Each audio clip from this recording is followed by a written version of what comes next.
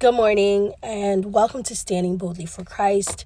If this is your first time to the channel, I welcome you to the ministry and I welcome you to the channel. If this is not your first time, I welcome you back. So I have been dealing with a couple things lately, more so with self-care. And I've been sick, but God is merciful. And he's awesome, and he has given me so much grace that I am almost fully recovered. But I wanted to talk to you guys about taking care of yourselves. A lot of time we get so busy and caught up with things that we're doing and things that we want to do, we neglect ourselves. We neglect what is really important. Our health is important. Yes, our family is important. Yes, our work is important, but our health is just as important. And a lot of time, that's what gets neglected the most. And that was my case. I neglected my health the most, and I had to pay the repercussions, and I do not want you guys to make the same mistake. We are Christ's temple. We are temple of the Lord. And God wants us to take really great care of our bodies and of our health, exercising, drinking water, the things that we put into our bodies, what we eat, really making sure we take time to de-stress and making sure that, everything's going accordingly. Get a checkup if you need to. If you feel something, don't ignore it. Don't think, oh, it's just, I'm probably tired, or it's probably nothing. No, get a checkup. I know we don't like going to the hospital, especially in the time that we're living with COVID-19.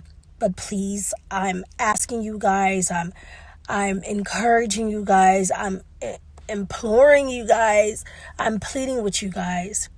Do not put your health off because you're afraid of getting checked out, because you're afraid that they're going to tell you something that you don't want to hear. Is better that you know what's going on with you. It's better that you know what's going on with your body than to avoid it and prolong it. And some of us, we haven't had a checkup in years. I didn't have a checkup in over 3 years. After the birth of my child, I went to my necessary checkup, but then after that, I neglected it. I wish I made different choices. Sickness is not the end of life. Bad habits with your health is not the end of life. We can always correct it as long as there's life in you, as long as you're breathing, as long as you're alive. You can correct it and you can change it. So I encourage all of you to start making very wise health decisions. If you need to change your lifestyle, change it. If you need to change your eating habits, change it. If you need to change your sleeping habits, change it. Whatever it is that you need to change to make sure that you're good, to make sure that you're okay, to make sure that you're healthy, to make sure that you're here for your family and here for the work and the purpose that God has put you here to do, you need to do it. Because without your health, it won't be completed. And if we don't do that and something worse happened, or we end up dying because of our neglect, guess what? Our family's going to have to move on without us. Guess what? The work of God is going to have to move in without us. So never use those things as excuses as to why you don't take care of yourself. Never use your family, never use the work that God has given you to perform as an excuse as to why you're not taking care of your health, you're not taking care of yourself.